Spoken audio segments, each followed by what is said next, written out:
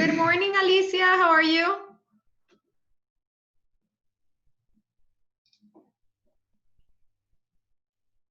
Just want to make sure you can hear me. Can you hear me, Alicia?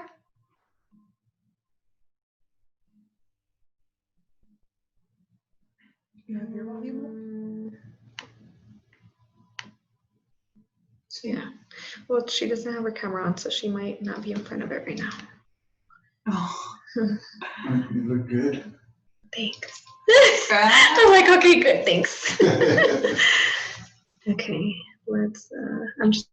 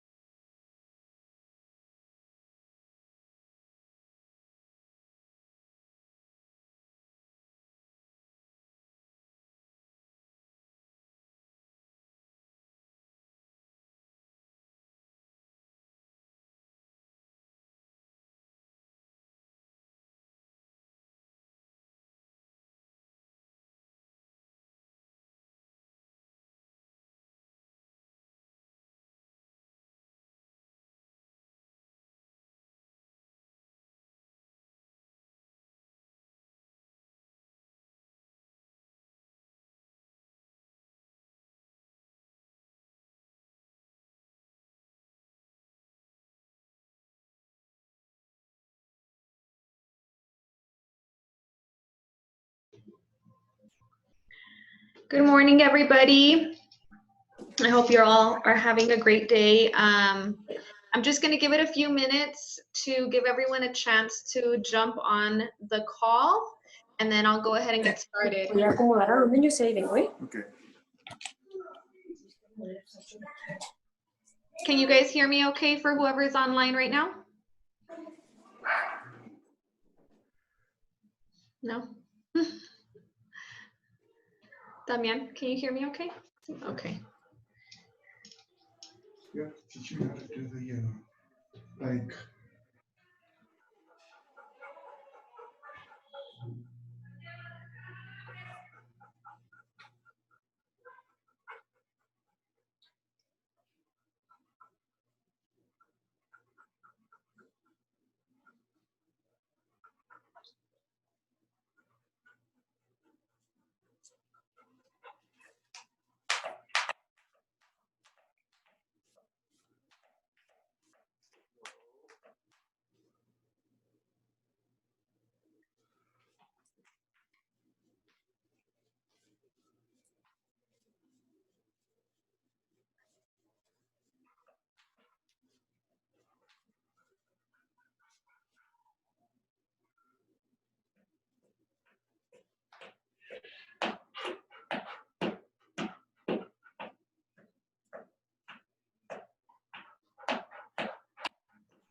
Good morning, everybody. I'm just giving the agents a few more minutes to jump on.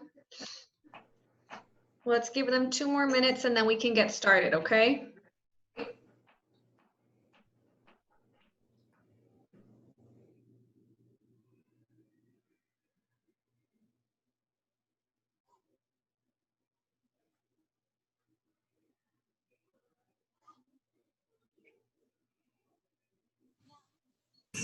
the title. So if there was a book or, you know, on a sheet of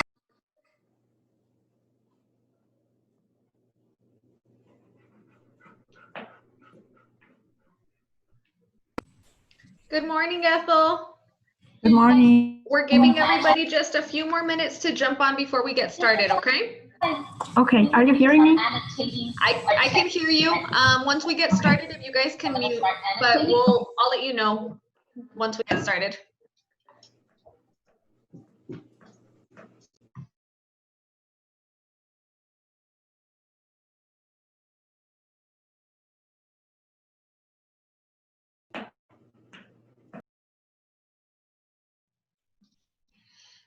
Okay, Alicia. Can I believe everyone else can hear me? Ethel just talked to me. Can you hear me now? I had myself on mute for a second. I can hear you. Do me a favor, go ahead and open Google Chrome.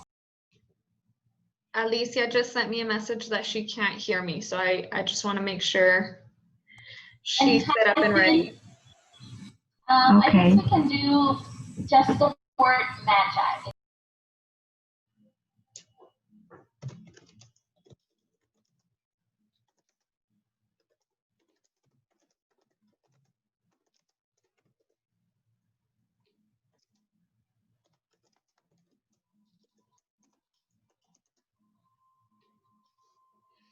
All right, so we are going to go ahead and, oh, I think I had somebody else. All right, so we're gonna go ahead and get started. So thank you everybody that is here for the training. This training is especially important for anybody that is just getting started, anybody that's currently taking clients out to see homes, and really ready to submit offers for their clients at this point. So before we get started, some quick instructions. I'll let people into the meeting as they show up, but if you can please keep your microphone on mute on your end, that way everybody can hear the training. And then take notes. I say this every time, please take notes. The amount of information that you will remember if you do not take notes is about 90% less than if you do. So it's really important that you guys take this time to actually absorb the information that you are being given.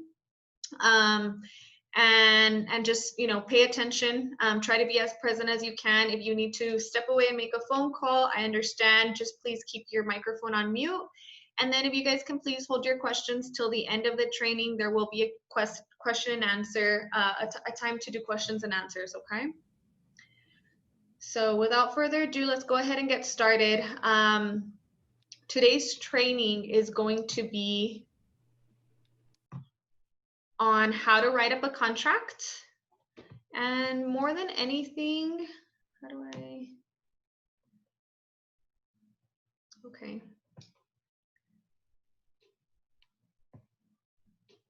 That's not what I was trying to do. There we go, okay. So once you have taken your client out to look at homes and they picked the one and they're ready to move forward, what we have to do next is basically help them out with their offer. So first and foremost, before we submit any offers, what should we be doing? Does anybody know the answer? What should we be doing before we submit any offers? You can type it in, you can say it. Numbering. To know if the client is approved for Remember how I told you that you're gonna know to know if they are going to be a cash buyer or buyers or not. And then Okay, so I'm sorry, it was hard to hear all of your answer. You're saying find out if they're going to be a cash buyer? If they are going to be a cash buyer or if they are going to use a lender, so to know if they are approved.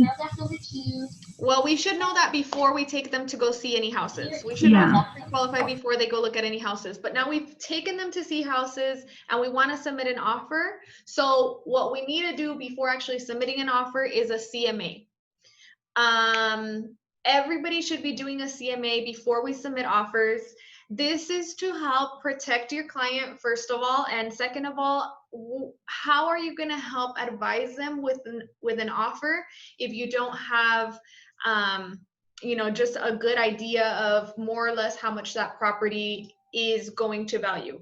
Of course, we are not appraisers. I always make sure I disclose that to my clients before, when I'm giving them my anticipated value. At the end of the day, we're not an appraiser, but we should be doing a CMA on the property to better assess more or less how much to submit the offer for. Now we have a CMA, we have a general idea of more or less how much the property is worth. Now we actually have to go and write up the offer. And so this is what it's going to look like. Now, I believe some of you do your offers straight off of SkySlope. Oh, I need to share the screen with you.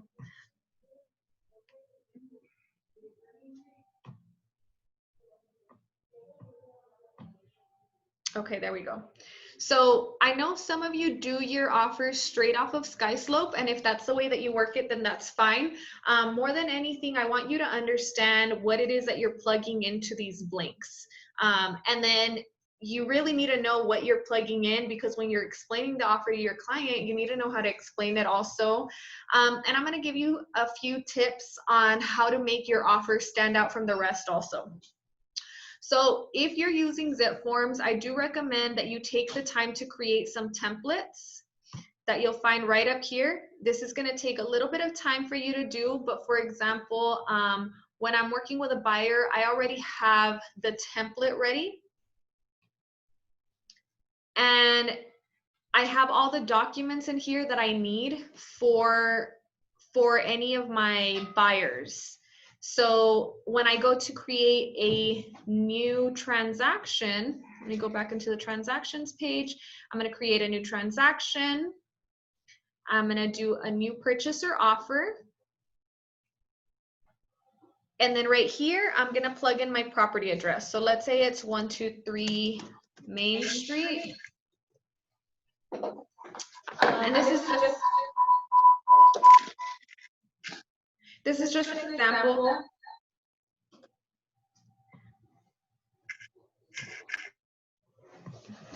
That's just an example. It actually gives you this pop-up where you can plug in an address. So let me put in a real address so you can see. Okay, so let's say we're doing 612 Rainwater Court. This is a residential purchase. It's active. And then in my templates right here, I'm going to go to buyer's representation. I can add in extra notes right here if I need to. This is my my system, my program. So I can write in anything that'll help me with that transaction. So now I've created this new transaction, and quickly I have all the documents that I'm going to be using right under documents. Well, can I ask you something, Denise? How do you create the templates? That would be for another training. Okay. But there are videos available that you can watch up here to show you how to create a template. I do recommend that you take the time to do it. And then you'll just use the list that they provide to us for SkySlope. What documents do we need? And you just plug them in. And there's certain information that repeats itself. For example, if you're representing the buyer, then you're going to be the buyer's representative on all of the documents. So you can put your information, you can put the brokerage information. There's certain information that's just going to keep repeating itself. So I do recommend that you do that. We'll probably end up doing a training on that at some other point. But yeah, I could do a whole training on that. Okay. So we really want to go over the basics of an offer right now, right? So the 1 to 4 family residential contract is what most of you are going to use. Okay. Number one, before anything, you really just have to read the contract. take the time to go through the contract. These are documents that we went through when we took our classes, before we took our test, but we had a lot of information coming at us at that point. There was a lot of contracts that were shown to us. This is going to be one of the contracts that you use the most. So now that you've gotten your license, now that you're actually working it, more than likely you're going to start with a few buyers, especially in a seller's market. Right now we have a bunch of buyers. So learn this contract. Just take the time to go over the entire thing on your own, so you can learn what it is, because some of this stuff is very self-explanatory. For example, number one, parties. Who are we representing in this contract? It tells you exactly who to write in here. So this first line would be Mr. Seller. And then you even have a drop down. So if in case there's a Mrs. Seller or a seller number 2. All right, now it plugs it in, and then this is gonna be our Mr. Buyer and our Mrs. Buyer, right? Now under property, this is where we put in our legal address. Where can you find the legal address of a property? Does anybody know?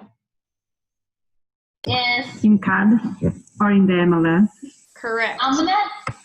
You can find it in CAD or in the MLS, EPCAD or the MLS. I like checking EPCAD just because it went in through the city as opposed to one of the agents plugging it in, and you know the possibility of there being a typo. So I like to go to El Paso CAD also because I like to just confirm the information that's on the MLS. If there's any type of discrepancy, sometimes you'll see on the MLS there's one square footage, and then on EPCAD there's a different one. That's something that I like to address with the listing agent before submitting any offers. So now I'm gonna go to my EPCAD, and on this very first page under property,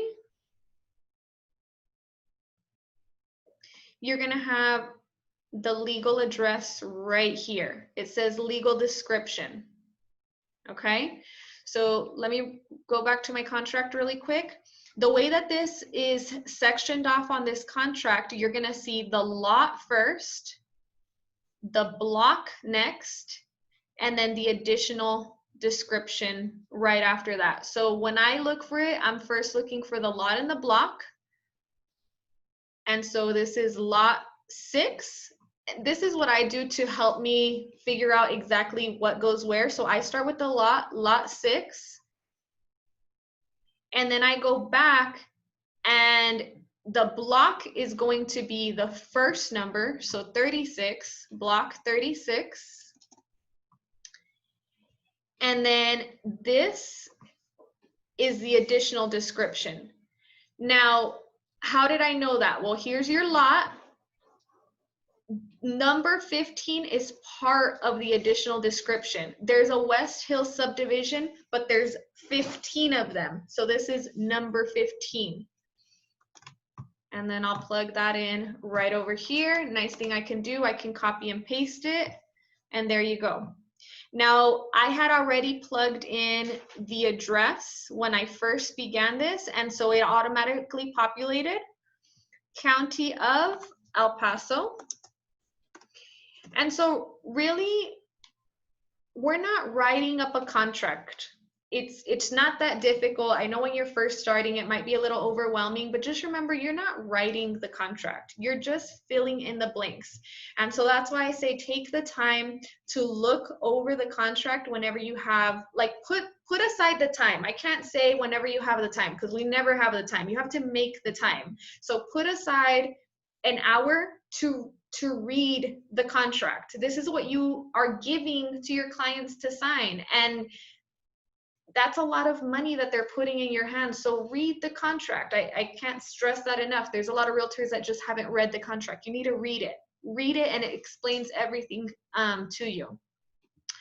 So now I'm really just gonna go over the basics. So I'm not gonna go line by line. I want you guys to understand what you're filling in the blanks, okay? Under exclusions, if there's any accessories or improvements that the seller is leaving out, For example, if there's a chandelier that does not come with the sale, I would plug this in here. If there is, if there are drapes that don't come with the home, they're going here. Anything that's going to be removed from the house that could qualify as an improvement or an accessory is going to go here.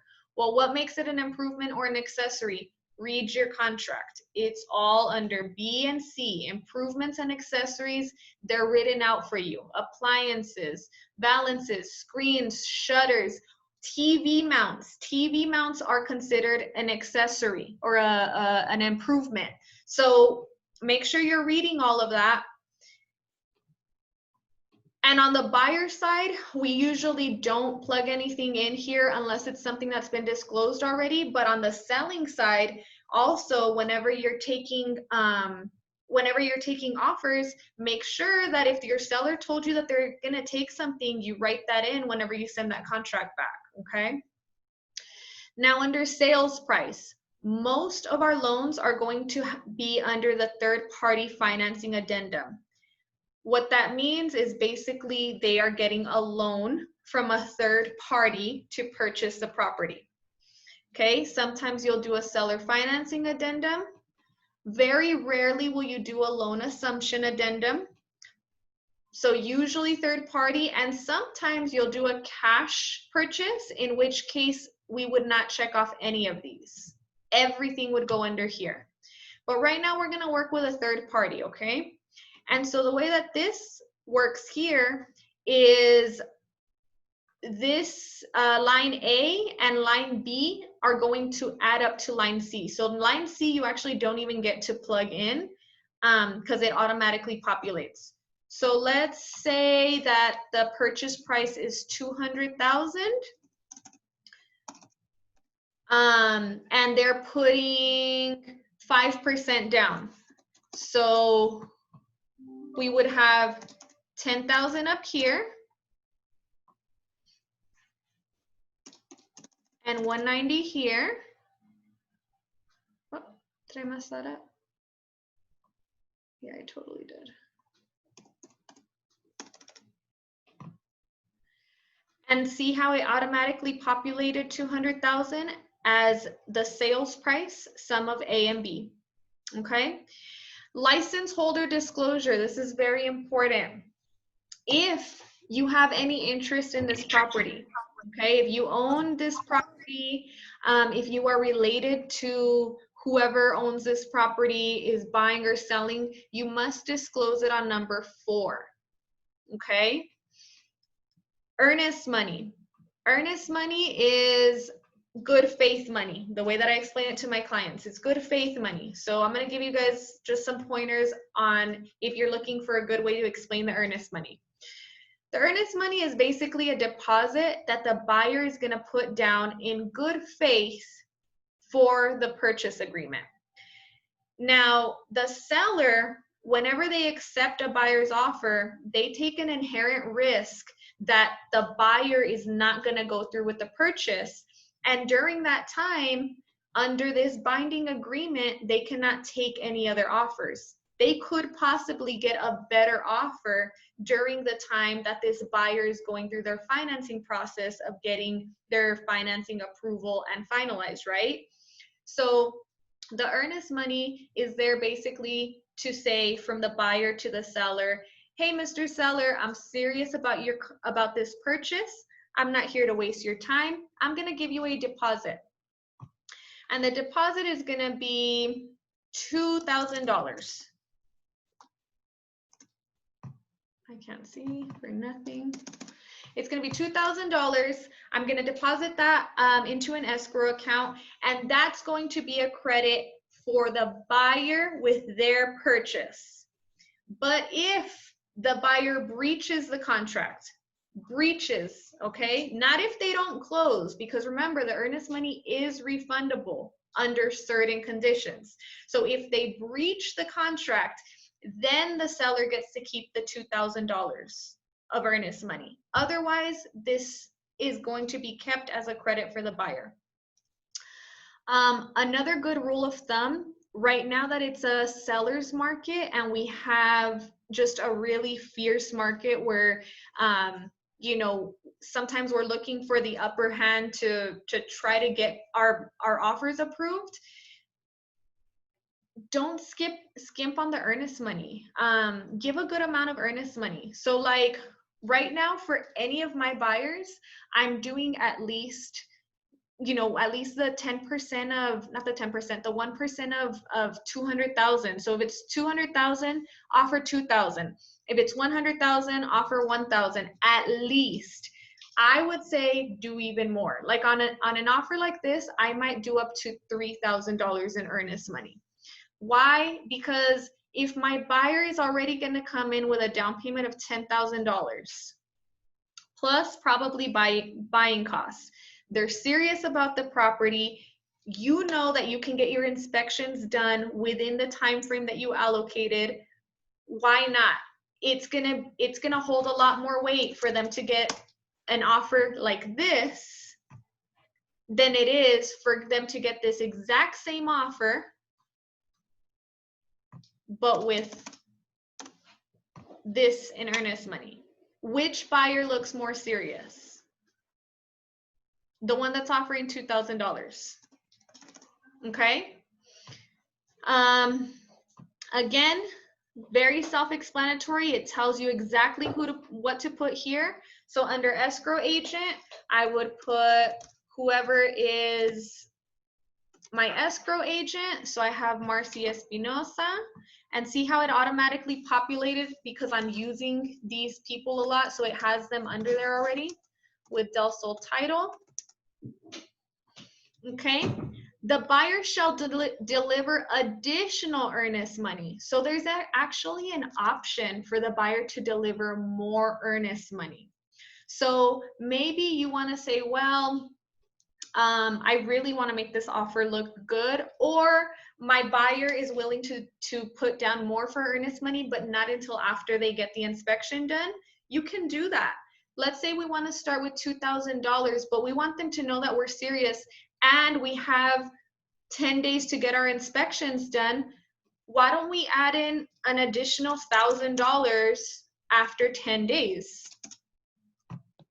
Within 10 days, you'll have gotten your inspection back. You'll have renegotiated any repairs if need be, or price reductions or whatever it is, or at least just gotten the peace of mind that the property is in the condition that the buyer needs it to be in. And then they can add an additional $1,000. It's not hurting them at all. They're gonna come to the table with $10,000. So now instead of $10,000, they're coming in with $7,000. So that's what that's for. Now the title policy. Remember, the title policy is negotiable. The seller can pay it or the buyer can pay it. I hear a lot of realtors making the mistake of saying, well, isn't the title policy the seller's expense? Isn't the survey the buyer's expense? Isn't this, isn't that? This is real estate. In real estate, just about everything is negotiable, first and foremost. But yes, usually the seller will pay for the title policy on the average transaction. So see how that check mark is already there? That's because that's how I had it on my template, because usually the seller will pay for it. So that's just one less thing for me to have to do. Now the seller is going to pay for it, and then this is going to be the address of the title company, and I don't know the address by heart. So I'm just going to put this in.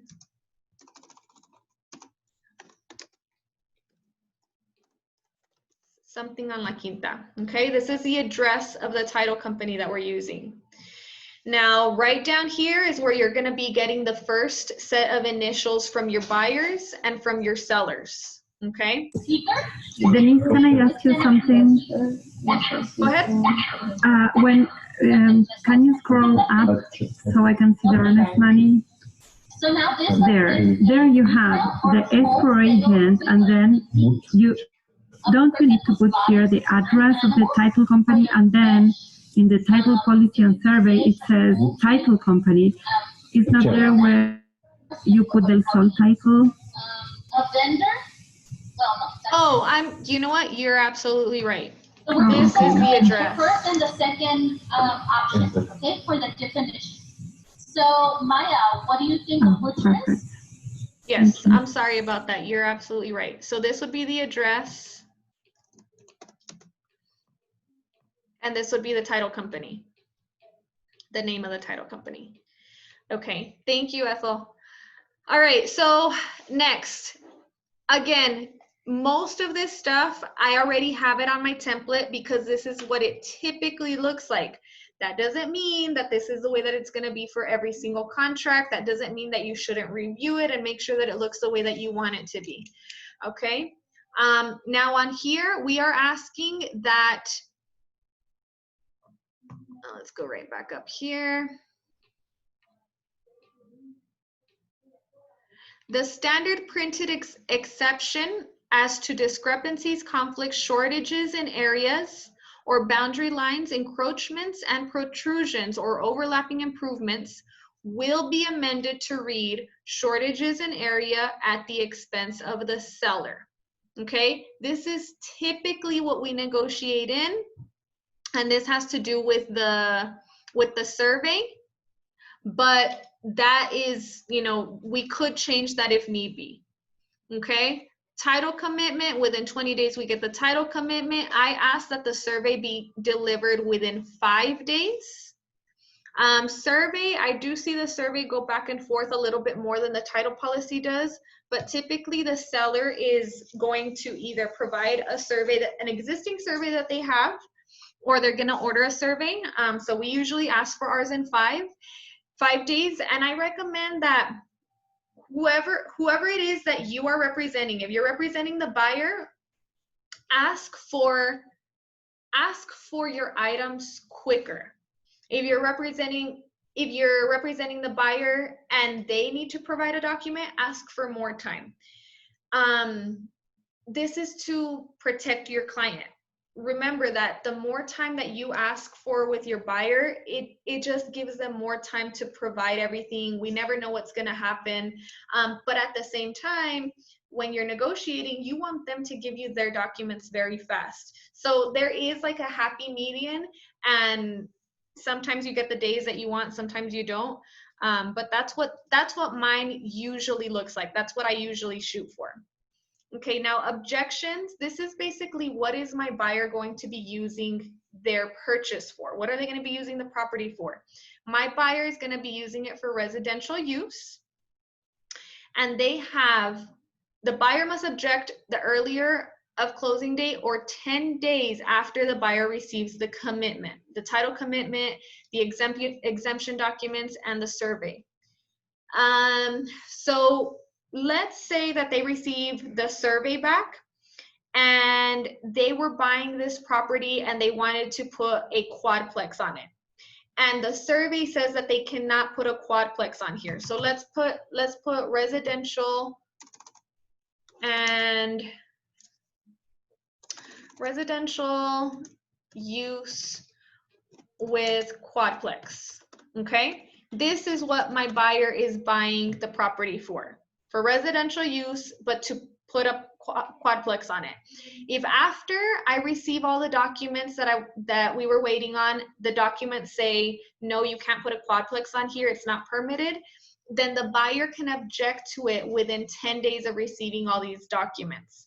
And they will be protected. They will have the option to terminate the contract and still get their earnest money back. So remember, all of this information in here is really to protect their earnest money at the end of the day. Now, these check marks right here are for whether it is or it is not a part of a homeowners association. So let's say it's not part, then we don't really have to worry on that. But if it is part of the homeowners association, then there's responsibility that the seller takes and the buyer takes on homeowners associations. Make sure that your buyers also understand that if it's part of a homeowners association, there's going to be an additional fee that they are required to pay. And you want to make sure that you work that into their mortgage payment. A lot of times they just don't understand what the HOA is. So make sure that you explain that to them. Now, the seller's disclosure notice. Again, per Texas property code, the sellers to supply the buyer with a seller's disclosure notice. Here we can check off the buyer has received the notice. A lot of realtors will put the seller's disclosure notice in the MLS. If they have it in there, I would recommend that you extract that from the MLS to provide to your buyer as quickly as possible. If you need them to provide it to you, you can't get to it for whatever reason. They can tell you that it's in the MLS, but if you can't get to it for whatever reason, they still need to provide it to you. Okay, and if they haven't provided it to you, how many days are they going to have to provide it to you? So I like getting my seller's disclosures up front. I like giving my seller's disclosures up front. So I typically like to check this off and not have to worry about this. But if we still haven't received it, I would recommend that you ask for the seller's disclosure within 3 to 5 days. You should have that pretty quickly. Okay, now D, acceptance of property condition. This one, make sure you read through it, okay? As is, the buyer accepts the property as is. As is means the present condition of the property with any and all defects and without warranty except for the warranties of title and the warranties in this contract. Buyer's agreement to accept the property as is under paragraph 7D, 1 or 2, does not preclude the buyer from inspecting the property under paragraph 7A. From negotiating repairs or treatments in a subsequent amendment, or from terminating this contract during the option period, if any. So they can either choose to buy the property as is, they still have the right to do their inspections, and they have the opportunity to try to renegotiate. However, in every negotiation, both sides have a choice. So typically how it goes is the buyer accepts the property as is, they go in and do their property inspection, but there's no guarantee that the seller is going to do all of the repairs that they ask for. So we have to know that up front. You need to take that into consideration whenever you're submitting your offer. You don't want to submit an offer in anticipation to get $5,000 off after you do your inspection. Most sellers will know that you might come back with a renegotiation, but at the end of the day, it's up to them whether they want to renegotiate or not, okay? Now, buyer accepts the property as is, provided seller at seller's expense shall complete the following specific repairs and treatments. In parentheses under this, it says, do not insert general phrases, such as subject to inspections, that do not identify specific repairs and treatments. It tells you right there, you can't do that. So if there's a specific repair that they want done, for example, they walked into the house, the husband happens to be a plumber, he looks at the water heater and he knows that water heater is about to die any day now. He might in here ask you to ask for a replaced water heater. This would be the place to do that, okay? One question, sorry.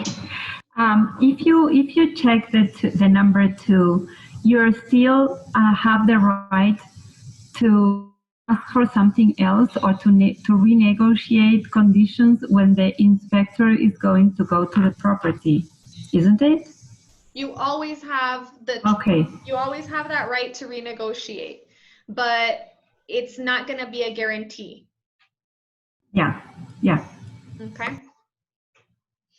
All right, so moving on from there, again, at the bottom of the page, we have initials from both buyers and sellers. You're going to see that on every single page for this contract, except on the last receipt page.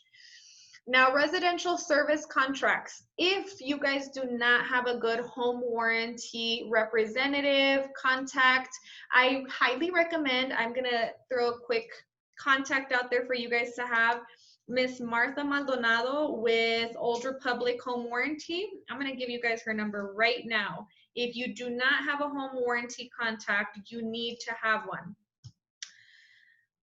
The number is 800-282-7131. Office number 915-801-8771. Again, that's 800-282-7131 or 915-801-8771. Martha Maldonado with Old Republic Home Protection. Okay, your home warranty, for anybody that doesn't know, is an additional warranty that can be paid for by the seller, by yourself, by the buyer. Anybody can pay for this home warranty. But this home warranty adds additional protection for your buyer's home. This is something that we can buy for our home right now if we wanted to. It doesn't have to be a new purchase. But this is something that I recommend that all of you do your best to provide your buyers with. And right here, what it's asking us is, will the seller be paying for any portion of that home warranty? Home warranties range anywhere from, I believe the lowest price right now is about $400, and they go up to about $700 on a single family residential, depending on what plan you want. That's why I'm giving you Miss Martha's number. Call her, find out what plan she has to offer, and get some more information on it. We'll probably do a training on that sometime soon also. But the seller can pay for a portion of it.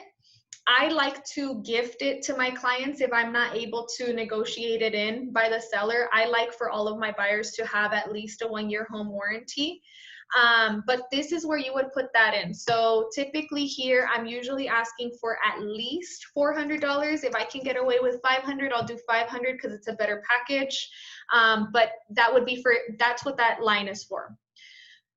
Now, sorry, one question over that. If you're asking the seller to pay, for example, $500, who is going to choose the company? The seller in this case? No, the buyer. That's okay. The buyer still gets to choose. Okay. And you want to make sure that when you choose the package, when the buyer chooses, you need to let the title company know right away also, because if they order it and you haven't told them which company to use, they might just find it easier to go with whatever company they want to go with. And if your buyer wants a specific company, you need to make sure to let that be known to them. Now, line number 9 is, what's our closing date? Again, in our market today, guys, closings are taking a little bit longer than normal, okay? It all has to do with COVID. So I recommend that you be very straightforward with your clients and be very straightforward with other realtors. If the realtor that you're working with is closing deals, they already know what the market looks like right now, okay? I'm asking typically for 40 days in closing now. We used to be able to ask for 30 days to close, and that was comfortable. We can usually hit the deadline. But right now, especially if you're working with VA is very backed up, okay? For anybody that doesn't understand how this works, VA is a separate entity. It has nothing to do with your lender. The lender has to submit their file to the VA. And if the VA is backed up, they have to wait for the VA to get back to them and get that file back. So VA especially, I would ask for 45 days to close to be safe. And then conventional, we still have some lenders closing in 30 days. FHA might be closer to 40. If you have any doubts, talk to your lenders. Your lender is going to be the best one to tell you how long closings are taking right now.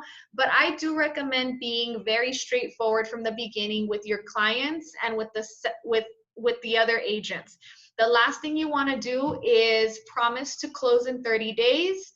And for whatever reason, the seller is looking for an out towards the end of the contract and they don't want to give you an extension. They have that option. The seller does not have to give you or your buyer an extension if they don't want to. That's an option. So if you don't want to position your buyer in a bad position, give them the allotted time that the lender needs, okay? So the lender should be able to give you that number comfortably. So now we've added in our closing date. Next, when will the buyer gain possession of the property? Upon closing and funding or according to a temporary residential lease? Okay, so there's two ways this can go. One is simply at closing and funding. Once the funding goes from one bank to the other, now the house belongs to the buyer. Or sometimes we have temporary residential lease agreements. Sometimes the seller will lease the property, so they'll rent the property back from the buyer after they buy it. This would happen in a situation such as, let's say we have a seller. They are building a new house and they're selling their house at the same time. They found a buyer to buy their property, but the buyer is going to purchase their property before their new home is ready. So they are going to lease or rent their property back after the closing of the sale for 2 weeks. That would be an example of a temporary lease agreement. Or another example is the buyer is buying the property, but they need to be out of their lease 2 weeks before closing. They can rent the property from the seller for 2 weeks before closing the property. Okay, those are your two most basic examples of how that would work. In that situation, you are going to have a temporary residential lease form, and that's going to be added to the contract. So that's another one that we can do an entire training on. I'm not going to get deep into that, but these are your two options. Now, under special provisions, insert only factual statements and business details applicable to the sale. TREC rules prohibit license holder from adding factual statements or business details for which a contract addendum, lease, or other form has been promulgated by TREC for mandatory use.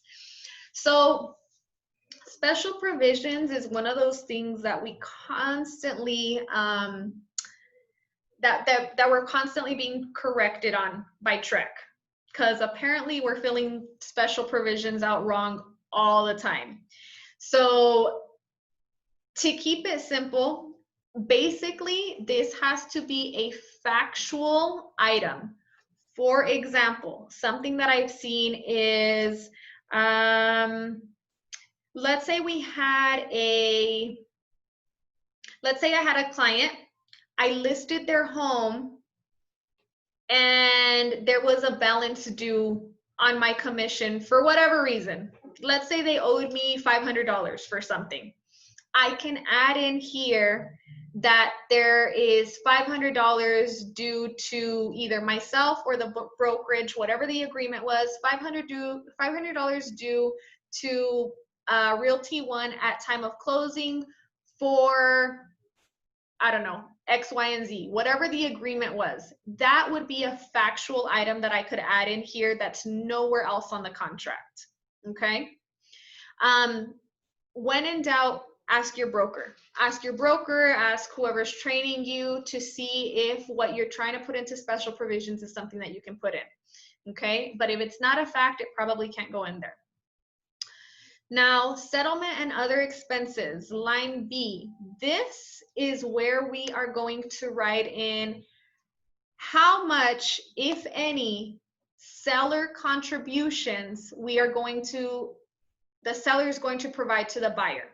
So if we are asking for $3,000 towards the buyer's closing costs, which the seller is going to pay for. So again, the way that I speak to you is different than the way that I speak to my clients. So learn how to talk to your clients, okay? In the contract, this is seller's concessions. I mean, or expenses, okay? Expenses payable by seller. So this is basically just a credit that the seller is giving the buyer that they can use towards their expenses. They can use it towards buyer's expenses that which are prohibited. They can use it for anything as long as it's not prohibited by the loan that they're getting, okay? That's where that would go. Now, there's nothing to fill in on this one, minus your initials. Don't forget about your initials. See how the address at the top of the page is automatically populating? That's to help make sure, keep us in order. Now, under notices, I do see this left blank a lot. And this really shouldn't be left blank, okay? This line 21 says all notices from one party to the other must be in writing and are effective when mailed to, hand delivered, or transmitted by fax or electronic transmission as follows. I would recommend, and I would recommend that you guys try to get at least one of these lines filled out by the buyer and by the seller with their information. And this is my recommendation, and here's why. I had a client one time that was purchasing the property. He was going to purchase the property. The property did not appraise. The buyer and the seller could not come to a purchase agreement after it did not appraise. And so the buyer had the right to terminate, and he had the right to get his earnest money back. Well, when I went to send title, the release of earnest money, because I had left this blank and the seller and the seller's agent had left this blank, the title company said that there was nowhere for them to give notice. Now, they would talk to the seller's representative because that's who they were in contact with, but they didn't have anywhere to give the seller notice to do their part, basically. They just didn't have anywhere to do their part. They needed to mail something to the seller, letting them know, hey, we need to release this earnest money, or like they needed to make contact with them, and we had not plugged anything into this box. So they told me that they could not reach out to them directly. Now, I've heard other title companies tell me, well, they probably didn't do that the best that they could have, X, Y, and Z. I'm just letting you know the experience that I've been through. Since then, I plug in at least my client's email, and I ask for at least their client's email as well. And if they ask me why, I tell them the story. Look, if anything happens where it's out of our hands and it goes to title and title has to reach out to our parties, this is where they're going to reach out to them through. This is going to protect both parties. So I recommend you guys plug in at least one email here. And obviously this is mine, but just so I have something in here, and then I would ask that they have theirs. All right, now under 22, this is where we're writing, this is where we're checking off all the additional documents that we are including with this purchase agreement. So already on line, what was it, line 3, I believe, we had already checked off the third-party financing addendum. That's part of this agreement, so we need to check that off. There's no seller financing, so let's get rid of that. You have all these options here. Addendum for property subject to mandatory membership in a property owner's. So this is if the property has HOA. You're going to have to include that addendum. If there's a temporary residential lease, that's where you're going to check that off. If there's a loan assumption, addendum for sale of other property by buyer. If the buyer has to sell another property before they can buy this property, sorry, if the addendum for sale of other property by the buyer. Yeah, if the buyer has to sell another property before they purchase this property, that's what you're going to check off. Okay, addendum for reservation of oil, gas, and other minerals. I don't think I've ever used this, but I'm sure at one point, hopefully I will.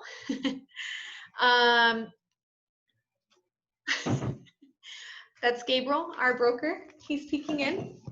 Can you guys see him? Okay. If this is a backup contract, you want to add that in here. So backup contract, addendum to coastal area property. I don't live in a coastal area. I've never used that one. Hydrostatic testing. I read up on hydrostatic testing a little while ago. I don't know enough information to explain anything, but that's a thing if you need to check that off. Addendum concerning right to terminate due to lender's appraisal. So this is what I would recommend you add in if you are working with a conventional buyer. So remember, on the third-party financing, there's a condition that the property has to appraise at value for FHA and for VA, but there's nothing in there for conventional. So if you're working with a conventional buyer, make sure you check this off and add this addendum in, okay? The addendum is very easy to read and fill in. So we're not going to train on that today, but just know if you're working a conventional, check that off. We have a few others here. Seller's temporary residential lease. So we have the buyer's temporary residential lease. The seller's is a separate one. Short sale addendum, we do get some of those. Also, seller's disclosure of information of lead-based paint. So remember, if the home was built before 1978, they should also be getting a lead-based paint addendum. So we'll check that off and make sure to include that. Addendum for property in a propane gas system service area. We have some of these also. If you're working with propane gas, you make sure you add that in. And last but not least, other. In here, we can add in any other document that we're adding into the contract. The one that I use usually that's not in this list is the non-realty item addendum. I recommend that if you're asking for the refrigerator, even if the refrigerator is marked off on the MLS, you still do a non-realty item addendum. Remember, all of this is to protect you and your client. Yes, if something were to happen, you can go back and say, but look, it was in the MLS. But now you're halfway through a fight. You might have to go to court for this. It might be in the judge's hands. The judge might say, you know what? Nope, you didn't put it in the contract. Just do what you need to do to protect yourself and your client. Add it in. Do we need to add there the information about brokerage? You can add that in as well. You can add it in as well. Anything else that you're adding in that's not already listed. All right, we're almost towards the end. Number 23 is going to be our termination option. Now, a lot of times we believe that this is the period just for inspections. Now, the termination option gives your buyer the unrestricted right to terminate, whatever the reason, okay? So yes, this is the time that you should use to get your inspections done, and you should renegotiate if there's any renegotiating going on. However, during these 10 days that I'm negotiating, we can pull out of that contract and terminate for any reason. Keep in mind, these $100 are non-refundable, so the buyer will not get this back. They will go directly to the seller. They've got 10 days, and this is 10, not 10 business days, 10 regular days. So make sure you guys stay on track of what day you're at. And then I always ask that the option fee will be credited to the sales price at closing. They will get credit for it, okay? Now, last but not least, consult an attorney before signing. I always read this line to my clients, okay? I just let them know, hey, last but not least, just like on every single contract, if you want to consult your attorney, please feel free to do so. There's even a line in here for us to put the attorney's information in if they have an attorney. What I like to do is add in the TBD, to be determined, just in case they don't have an attorney now, but they want to add somebody in later. I've left it an option as opposed to just leaving it blank. Okay, this is where you're going to execute your contract. And by execute, we mean the seller and the buyer have agreed to all the terms. And this is the day that the contract goes into effect. So the day that the last person signs is the day that it goes into effect. Do not fill this day in until everybody has agreed to everything. Then we've got Mr. Buyer, we've got Mr. and Mrs. Seller's signatures. And then the very last page, again, we've got the property address, and then we've got a breakdown of who is representing who. So in most cases, I'm going to be representing the buyer only as the buyer's agent, but sometimes the seller and the buyer as an intermediary, the seller only as a seller's agent or the seller as the listing broker's sub-agent. So make sure that you fill in all of your information. Typically, when I'm submitting an offer, I like to fill in as much about the other agent's information as possible and then allow them to fill in the rest. Make sure that you get all of this information from them though. And then down here, you are going to see what the commission is, the 3%. Now look at the MLS, it'll tell you what the commission is. Typically, we're gonna be around 2 to 3, hopefully 3.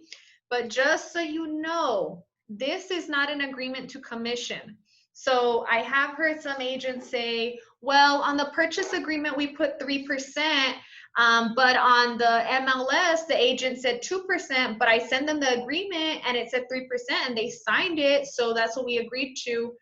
No, the one that's gonna hold weight is the one that's on the MLS, because this, it even says you right here. Listing broker has agreed to pay the other broker blank amount of the total sales price. When the listing broker's fee is received, escrow agent is authorized to direct. Actually, sorry, it was in the line where it's talked about commissions. In the, where are you? Let me show you really quick.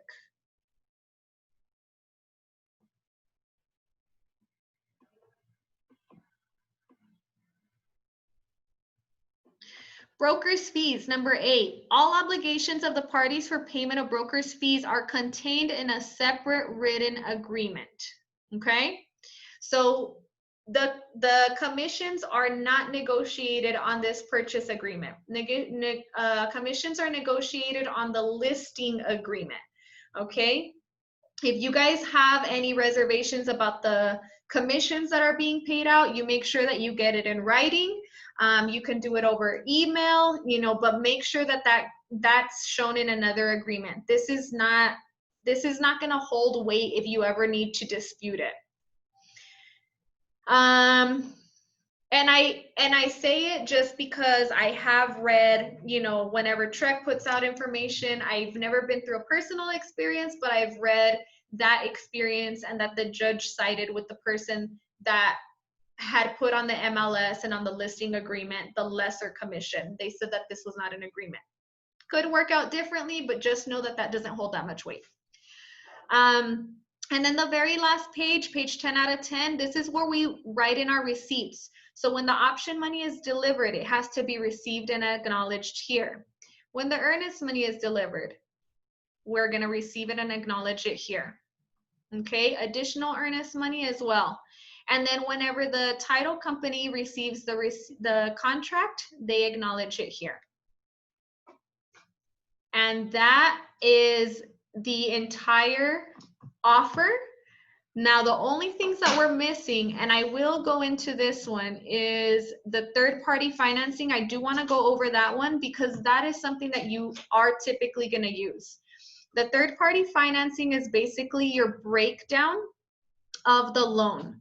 So for example, again, it's automatically populated my property address here. I'm going to do a conventional loan because I do want to show you guys that other amendment. And we're going to do just a typical conventional loan. So what was this? This was 190. And they're going to do it for 30 years. They got pre-approved at 3.125%, and that's what they're trying to stay under for 30 years with an origination fee not to exceed 1% of the loan. This is typically what this looks like. Okay. Now, if it's a Texas Veterans loan, it's going to go here, FHA, here, VA, here. If you have any questions about this, ask the lender that you're working with. They should be able to help you, okay? All you really need to know is how long are they getting the loan for, how much is the loan amount. Remember, this is not the purchase price, it's the loan amount. How much is their interest rate, and then is there an origination fee, and if so, for how much? Most lenders don't have an origination fee of more than 1%. Now, buyer's approval. This line, I think a lot of agents might get confused because your buyer comes in pre-qualified already, right? But the buyer has not been approved yet in most situations. Some of them will be approved, but some of them have only been pre-qualified. So typically here, I'm asking for at least 15 days. Now, if you're working with a buyer and you keep losing these deals, get your buyer pre-approved. Talk to your lender about what they need to provide the lender with in order to get them pre-approved. Now here, you can reduce this to 3 days, you can reduce it to 0 days, whatever it is that your lender advises you. How much time are they gonna need after execution to actually get them approved? That's another ninja way of getting them. Yeah, it's another ninja way of making your offer look more substantial, you know, would hold more weight. How can we do that? It's not just all in the price, it's these other things too. Now, if as a listing agent, you bring me a contract where my earnest money is good, you're asking for 5 days of option period because you're going to get the inspection done in 2 days and negotiations done on the 3rd. If your client only needs 3 days to finalize their pre-approval process, this is a very solid buyer for me. I'm gonna explain to my seller how, yeah, this one's $5,000 less than the other one, but this is a solid buyer right here. They're not trying to waste your time. They're already set up. So it might be something that they're trying to entertain. Now on number 4, this is where FHA and VA, this is where we are protected in the situation that the appraisal value of the property, so here it says, appraisal value of the property is not less than $250,000 or if the contract purchase price or cost exceeds a reasonable value of the property established by the department. The 3-day notice of the termination requires. So this is basically saying if the property does not appraise, the client has the option to terminate, okay, and still get their earnest money back. And then signatures right at the bottom, and that's the end of that. And one more document, I know I said I wasn't really going to train you on it, but I want you to see it at least, is the addendum concerning the right to terminate due to the lender's appraisal. So if it's conventional, make sure you're adding this document in here, okay? And this one's going to give you the option to add in the $250,000, which is what we need it to value at. Okay. I always ask for however many days until close. I ask until closing on this. How many days do they have the right to terminate? So if I'm asking for 40 days, I'm going to do 40 days here. What was that first line? Yeah, so I would not check off that first one. I'm going to check off number 2. And I'm going to check off number 3. Oh, sorry. No, I'm not. I'm going to check off. How come it's not letting me do both?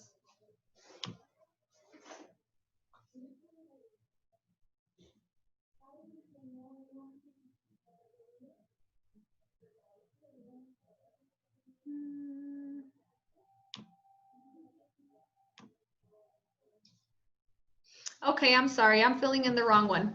That's incorrect. We're not going to check off number 2. We're going to check off number 3. This is where we have 40 days, and then we need it to value. Because the first 2 are waiving our right to value. We don't want to waive our right to terminate. We want number 3. So number 3, we'll ask for however many days we need to close, and then $250, which is our purchase price. And then this is Mr. Seller and Mr. Buyer, and that's that. Okay, this is just a 1-page addendum. So that is it for our how to submit an offer training. I really just wanted to give all of you guys a good view at what the basics are of submitting an offer. This is gonna at least get you by with you know, where does the earnest money go? Where does the option money go? Where does closing date go? How many days is typical for getting a survey back or the seller's disclosure? And then the amendments or addendums that we have to add in that are typical. I'm going to show you what my template looks like. In my template, I have all the documents that I'm going to need to include for my buyer. So in here, I already have information about brokerage services. For your protection, get a home inspection, inspector information, information about property insurance for a buyer or seller, general information notice to a buyer or seller, authorization to furnish chiller RESPA, and then the addendum concerning the right to terminate. I already have this all in my template. So we'll do a training on that soon on how to create your templates. But if you don't want to wait for me, don't. You shouldn't. Come check out your videos. There's training. Where is it? There's training up here somewhere. Where do we go to get training? Is this one? All right, there's training up here somewhere, guys. I'd have to look through it. But in every platform that we use, SkySlope, ZipForms, MLS, any of these systems that you're using, they usually always offer virtual trainings in here. That's a good place for you to start, okay? Now with that being said, I hope that this training was valuable to you guys. I hope it gave you some insight in just what a typical offer looks like, some ways that you can make your offer stand out from the rest without actually having to submit an additional $5,000 for the offer, or $10,000, or going above asking price. Do you guys have any questions for me at this point?